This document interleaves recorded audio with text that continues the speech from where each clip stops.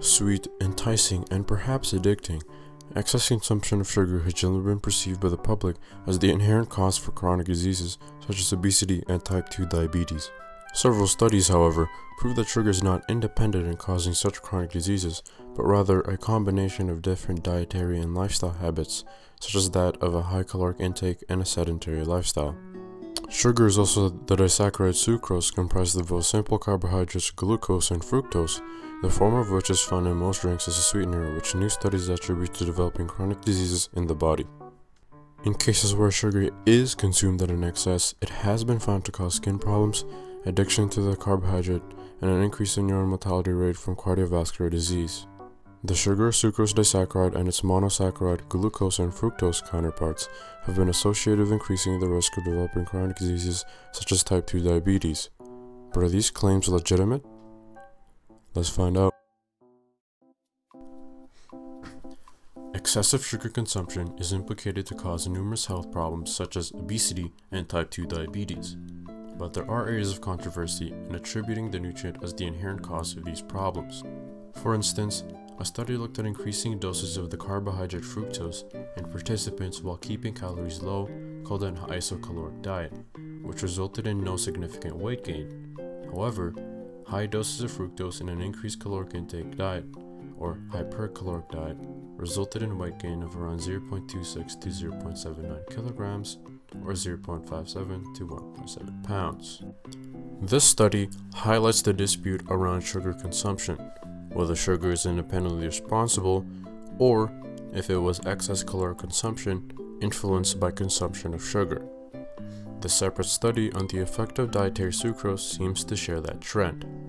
In trials with reduced intake of dietary sucrose with no strict control of food intake, there was a decrease in body weight from 0.8 kilograms. Increased sugar intake was associated with an increase of 0.75 kilograms. However, an isocaloric diet showed no changes in body weight. This study harkens back to the trend, as free consumption or hypercaloric diet with reduced or increased intake of dietary sugars resulted in weight loss and weight gain respectively.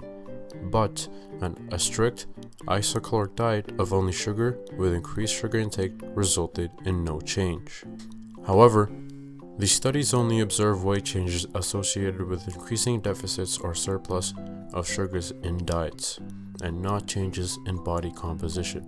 In one study, where participants were provided with a restricted diet of sugar, providing 25% of total energy intake, no changes were found like the previous studies. However, when provided with sugars to a non-restricted diet providing 25% overfeeding, the men had levels of 8% liver and intramuscular fat. These studies are significant as they prove that excess caloric consumption is the seed for developing these chronic diseases, and sugar is the catalyst for its outset. However, what remains opaque is if the increase in weight gain or adipose fat is caused independently by an abundance of sugar and an excess caloric intake, or due to an increase in overall caloric intake by itself. But what is agreed upon is that factors such as decreased physical activity, poor nutrition, and increased caloric consumption further increase your chances of developing these chronic diseases and from gaining weight and fat. Sugar consumption still plays an important role in developing these diseases, as it is consumed for its hedonic properties or eaten for taste alone, which has been linked to added caloric consumption and weight gain. Sugars make foods highly palatable, and consumption of these comfort foods release hormones that mitigate stress and further increase the desire for more palatable foods, which sustains an emotional eating habit, which is similar to an addiction. Reliance of the stimuli can be compared to addictive substances which can develop into an addiction, which, compounded with cravings, has been linked to relapse. Therefore, sugars which make foods highly palatable can develop overeating habits, a catalyst for chronic diseases such as obesity. An excessive sugar diet may contribute to developing type 2 diabetes, obesity, and weight gain, but the nutrient itself should not be isolated as the inherent cause of these chronic diseases. The problem lies within the hedonic properties of sugars in foods, which aid in an increase of excess caloric intake, leading to weight gain. Compounded with bad habits such as poor nutrition, these chronic diseases or other implicated effects of sugar, like weight gain, may soon develop. In lieu of poor nutrition, sugar-sweetened beverages, or SSBs, have been reported to be a troubling factor for helping develop such diseases. Before we start the next tangent, I'd like you to know about something that's going on in Canada. A study from heartandstroke.ca named the health and economic impact of a tax on sugary drinks in Canada notes that from 2004 to 2015, SSBs such as soft drinks, fruit drinks, and 100% fruit juices have declined per capita in sales, minus 27%, minus 22%, and minus 10% respectively. This is great news, but other SSBs have soared in sales.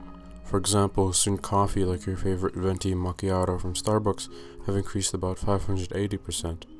Other drinks include flavored water with increased sales of 530%, energy drinks at a whopping 640%, and other drinks like drinkable yogurt at 283%, sweet teas at 36%, and flavored milk at 21%. This is significant, as social stigma has affected these products such as Coke, which consumers still forget to look at the nutritional facts in some of these beverages, which may explain the increased sales. These drinks contribute to your added sugar consumption, but what are added sugars, you ask? Added sugars are sugars or syrups included into foods to increase flavor and shelf life. These ingredients include corn sweetener, corn syrup, fruit juice concentrates, high fructose corn syrup, honey, molasses, and any syrup sugar molecules that end in "-ose", such as glucose and dextrose. Added sugars pose a dietary risk as they make the consumer feel less satiated, craving more and consuming more calories of other foods to feel satiated or full, and as a consequence, more calories are consumed. In addition, your calories may come from added flavorings in your coffee or tea, which only furthers your sugar consumption. For instance, added sugars may make you feel great after not drinking soda, but you slowly realize you have just consumed extra sugar from artificial sweeteners from your favorite Yoplait or drinkable yogurt beverage. According to an American Heart Association article, these added sugars, when consumed in lower levels, have also been noted to increase risks of developing obesity, cardiovascular disease, hypertension, and dental caries in children. Added sugars affect our understanding of excess sugar consumption as it influences an increase in overall caloric intake, which is the catalyst in developing the chronic diseases we have already aforementioned. People most vulnerable to excess sugar consumption are those who have already been addicted to eating palatable foods, and those who live a sedentary lifestyle, such as the elderly, and those that are not able to receive education in proper nutrition and management in their overall lifestyle. Now back to SSBs and the dangers of fructose. Fructose is the most often used in sugar-sweetened beverages and foods as a sweetener, the excess consumption of which new studies have linked to increasing the risk of chronic diseases such as type 2 diabetes and non-alcoholic fatty liver disease by aiding in excess weight gain and adipose fat. This study, published in 2011, observed that an excess of high fructose corn syrup diet will increase the risk of both fatty, liver, and metabolic syndromes by observing a consumption of 2 16-ounce servings of a sugar-sweetened beverage in 6 months. The study observed a 24 to 31% increase in visceral fats and other alarming increases in fats around the body. The increase in adipose fats are dangerous as they can aid in developing chronic diseases such as CVD, type 2 diabetes, and other metabolic diseases such as obesity. Another study observed lower risks of non-alcoholic fatty liver disease in children that had previous high intakes of fructose when fructose intake was restricted for 9 days, which resulted in a reduction in liver fat and de novo lipogenesis, a metabolic process which converts excess carbohydrates into stored fat in the body. Another risk of excess fructose consumption that has been well studied is the way fructose is metabolized in the body.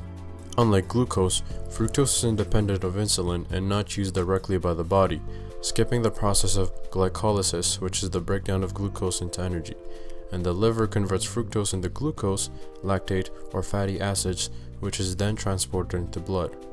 When an excess amount of fructose is consumed, it pushes the liver to its capacity to where the fructose remains in the bloodstream to be instead stored as adipose fat in the body in places like the abdomen. Thus, excess fructose consumption has been linked to increasing the risk of weight gain, obesity, type 2 diabetes, and also atherosclerosis. Furthermore, fructose also increases the hormone ghrelin, which reduces the feeling of satiety after eating or feeling full. Compounded with excess fructose consumption and emotional eating habits, this may further predispose others into excess caloric intake, increasing the risk of developing chronic diseases such as type 2 diabetes and obesity from an increase in adipose fat and weight gain.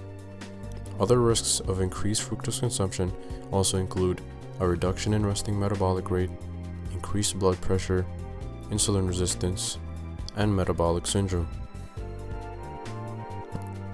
As fructose is used as an artificial sweetener in many SSBs and foods, its unsatiating and hedonic properties can contribute to overeating tendencies, combined with its different metabolism to sucrose, which increases body fat, poses a risk of chronic diseases such as diabetes to consumers of SSBs with poor dietary and lifestyle habits. Apart from fructose, the sucrose disaccharide has also been studied to cause serious implications on your health and personal well-being. First, how much sugar is too much for the body that it starts to cause dangerous implications? According to diabetes.ca, Canadians have been estimated to eat 110 grams of sugar per day, which is past their daily recommended amount of 50 grams based on a 2,000 calorie diet. However, sources such as the American Heart Association recommends a maximum 25 grams of added sugar for women and 36 for men. But a low caloric intake with a high sugar intake of roughly 25% or more of your daily calories alone is not enough to warrant you any safety, according to these studies, which takes us to the implications of sugar on the body. One of the effects of excess sugar consumption is the increased risk of developing cardiovascular disease or heart disease and dying from it. This National Health and Nutrition Examination Survey examined cardiovascular disease mortality in individuals and trends in sugar consumption beginning in 1988 and ending in 2006, which included physical examinations and household surveys for every 2 years in American individuals. Factors such as physical activity, age, sex, smoking status, alcohol consumption, family history of cardiovascular disease, BMI, systolic blood pressure, and total calories consumed were considered. From this chart, the more quantities of sugar you have in your diet in percentage of caloric consumption, the higher the hazard risk is. I'm sorry about this, but a bit of a sidetrack. I wanted to explain how the graphs work, and I'll let the graphics speak for themselves.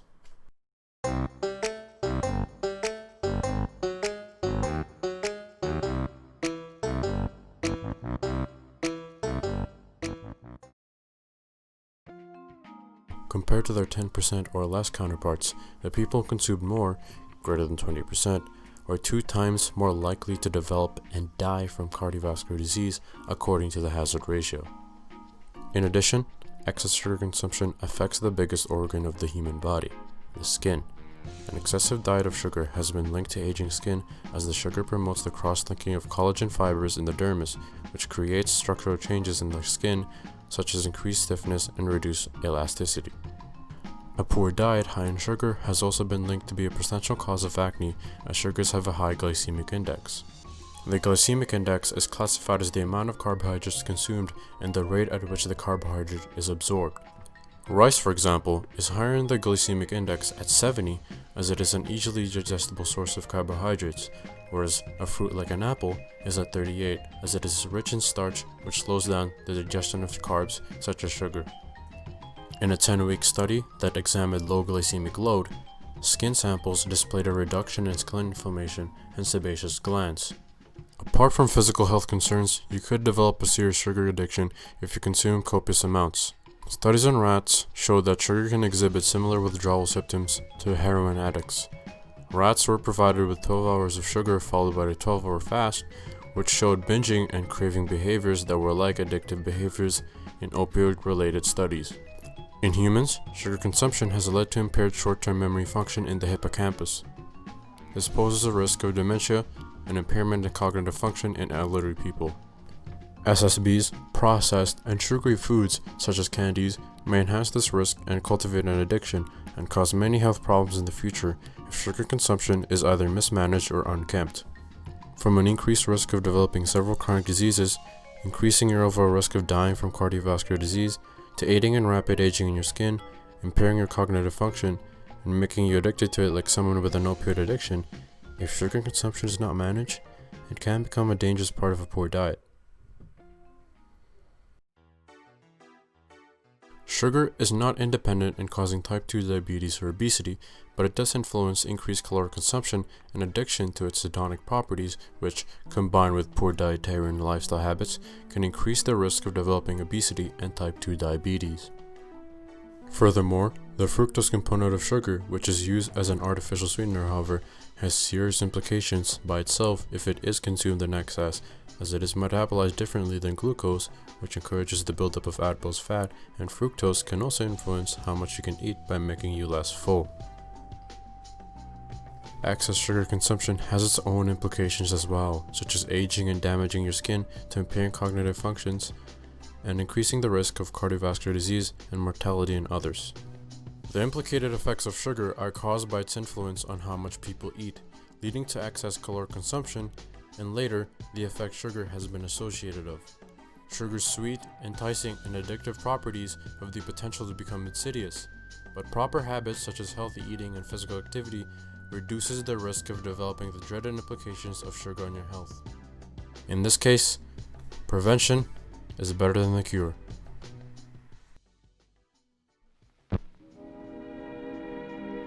And now, folks, it's time to say goodnight.